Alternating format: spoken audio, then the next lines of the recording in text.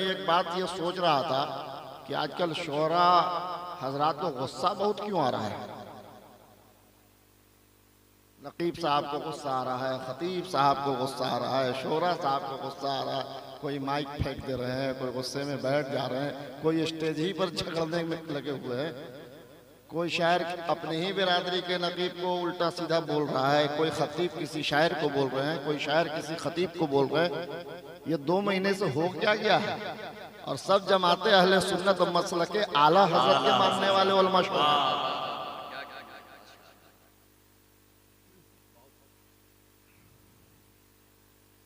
एक बहुत ही अजीम हस्ती जो नस्बन सैयद भी हैं, किसी ने उनके ऊपर इल्ज़ाम लगा दिया कि आप सैयद नहीं है, तो वो गुस्से में कसम खाने के लिए तैयार हो गए।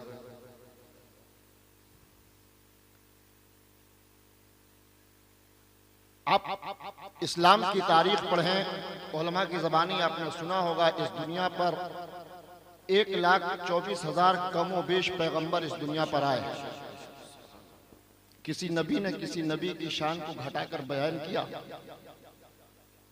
किसी नबी ने किसी पैगंबर को अपने से ऊंचा कहा,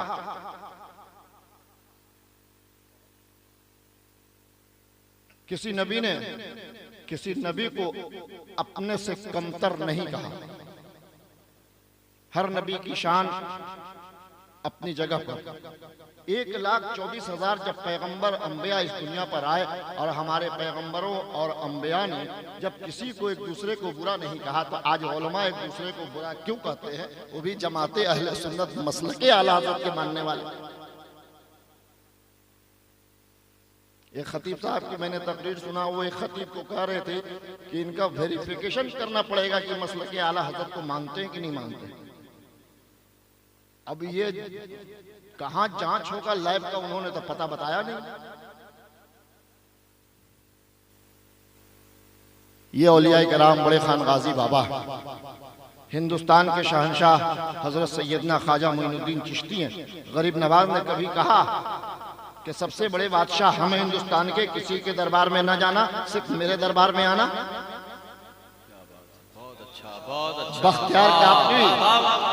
बख्तियार काकवी ने कभी नहीं कहा कि सिर्फ मेरे पास आना, हम सबसे बड़े बुजुर्ग हैं, हम बाकरामत बुजुर्ग हैं, हमारे अंदर वो ताकत है कि हम एक नजर उठाते हैं तो दरख्तों का पत्ता जमीन पर चला आता है, और फिर एक नजर उस गिरे हुए पत्ते पर डालते हैं तो वो दरख्तों पर लग जाता है। सिर्फ आना तो मेरे दरबार में आना, बड़े खान गाजी बाबा के यहाँ न जाना, मोदी शाह बाबा के यहाँ न जाना, निजामुद्दीन औलिया के यहाँ न जाना। किसी किताब में लिखा हुआ है किसी वली का किसी वली से झगड़ा हुआ हो? इसीलिए कहा जाता है कि वलियों से जुड़े रहोगे तो ईमान सलामत रहेगा। अभी चंद तलबा यहां से उठकर गए, उनको भेजा ही इसी के लिए जाता है कि आप आगे की सफ में बैठोगे, जब तुम्हारा मनपसंद शायर पढ़कर बैठ जाए तो उठ के चले आना, वरना जमालुद्दीन कादरी की सुन लोगे तो नसीम सरकार के मानने वाले हो जाओगे। क्या बात। अब मदारिस में पढ़ाई कहां हो रही है? एक दूसरे के खिलाफ बच्चों को सिखाया जा रहा है। आप वलियों को देख लिया, अंबिया का देख लिया, हिंदुस्तान की जो मुस्तनद खानकाहें हैं क्या एक दूसरे से झगड़ रही हैं? हिंदुस्तान की जितनी भी मुस्तनद खानकाहें हैं क्या उनके सज्जादा नशीन एक दूसरे से कभी झगड़ रहे हैं? आपने किसी खानका के सज्जादा नशीन को सुना कि हमारी खानका सबसे आला है, वो खानका अबतर है? नहीं सुना। महरेरा मुतहरा हो, अमजद शरीफ हो, और भी दिगर खानकाहें हैं, कोई एक दूसरे के खिलाफ कभी नहीं लड़ी, लेकिन हम लड़ रहे हैं। वजह क्या है? प्रोग्राम कम हो गया या लोग एक दूसरे के मानने वाले हो गए? हमें इस बात का ख्याल रखना चाहिए कि हम जो काम कर रहे हैं स्टेज पर, वो सारा का सारा हमारा काम या एक्टिविटी जो है वो कैमरे के अंदर कैद हो रही है, और इस पर बुरा असर आवाम पे पड़ रहा है कि वो अब माने तो किसकी माने? हैदराबाद वाले की माने कि कलकत्ता वाले की माने?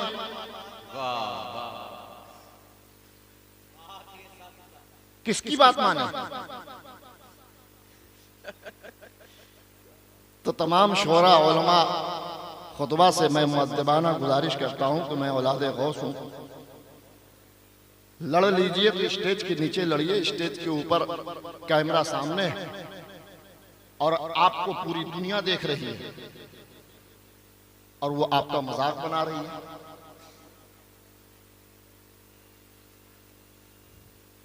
एक शायर मेरे ख्याल से कि हिंदुस्तान के जितने भी खतीब हो गए सबके सामने उसने पढ़ा है, माँ झूठ बोल बोल कर जन्नत में जाएगी।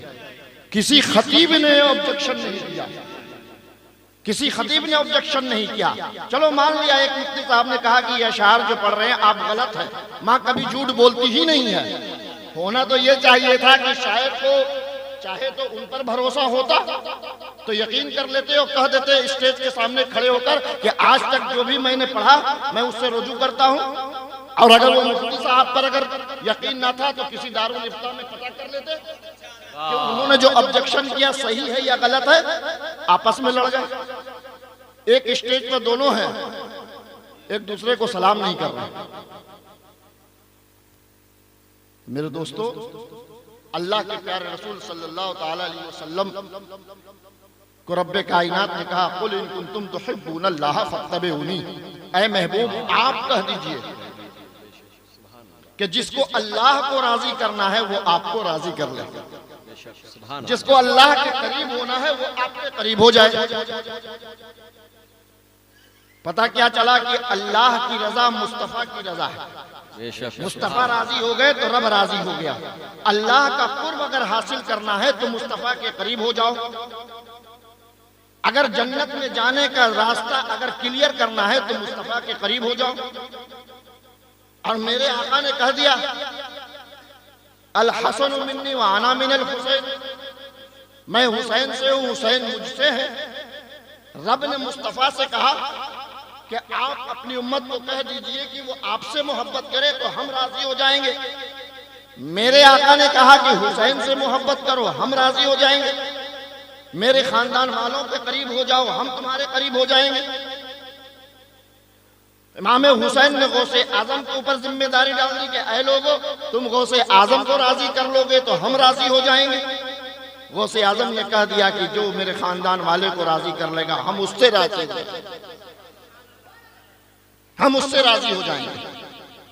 पता क्या चला कि इन अहले बैत को आपको राजी रखना है तो जन्नत में जाने की सनद आपको आसानी से मिल जाएगी। और अगर अहले बैत से आपने नफरत कर लिया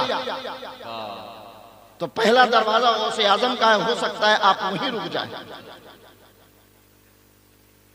अल्लाह के प्यारे रसूल सल्लल्लाहु ताला अलैहि वसल्लम ने इरशाद फरमाया अपने सहाबा से कि तुमसे ज्यादा हमसे मोहब्बत मेरी वो उम्मत करेगी जब हम इस दुनिया से चले जाएंगे, तब जो उम्मत होगी वो हमसे ज्यादा मोहब्बत करेगी। सहाबा ने पूछा, या रसूल अल्लाह, वो उम्मत जो आपके बाद आएगी हमसे ज्यादा मोहब्बत करेगी? हाँ या रसूल अल्लाह, हम आपसे मोहब्बत ज्यादा नहीं करते। मेरे आका ने कहा, करते हो, लेकिन तुम्हारी मोहब्बत में और आने वाली उम्मत की मोहब्बत में फर्क है। तुमने मेरे मोजज़ात को देखने के बाद हमसे मोहब्बत करना शुरू किया।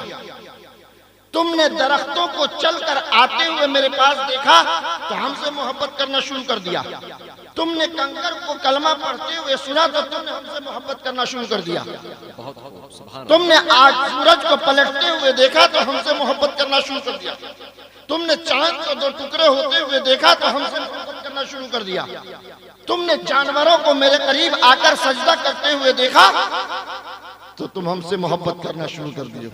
लेकिन मेरे बाद जो उम्मत आएगी उसने मेरी सूरत को नहीं देखा, उसने मेरे रुखे ज़ेबा को नहीं देखा, उसने मेरे जुल्फ को नहीं देखा, उसने चांद को दो टुकड़े होते हुए नहीं देखा, उसने सूरज को पलटते हुए नहीं देखा, उसने कंकर को कलमा पढ़ते हुए नहीं देखा, उसने दरख्तों को टूटकर चलकर आते हुए नहीं देखा, उसने जानवरों को सजदा करते हुए नहीं देखा, बल्कि सब तुम्हारे बाद और हमारे बाद जो उम्मती आएंगी वो सिर्फ सुनेगी कि मेरा रसूल ऐसा था जिसने सूरज को पलट दिया, मेरा ऐसा था आपने चांद को दो टुकड़े कर दिया।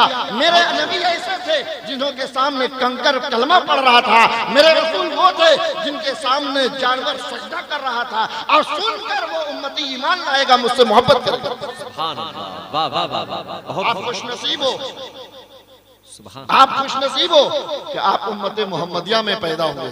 और आपके नबी कह रहे हैं कि आप रसूलुल्लाह से उन सहाबा से ज्यादा मोहब्बत करते हो जो देखकर मुस्तफा से मोहब्बत करते हैं, वह मुस्तफा के मोजज़ात को देखकर मोहब्बत करते हैं, और हम लोगों ने बिन देखे मोहब्बत करना शुरू कर दिया। मेरे दोस्तों, चूंकि ये बड़े खान गाजी बाबा का एहसान है, और बड़े खान गाजी बाबा क्या, यहाँ जितने उड़ीसा के औलिया किराम है सबका मेरे ऊपर एहसान है।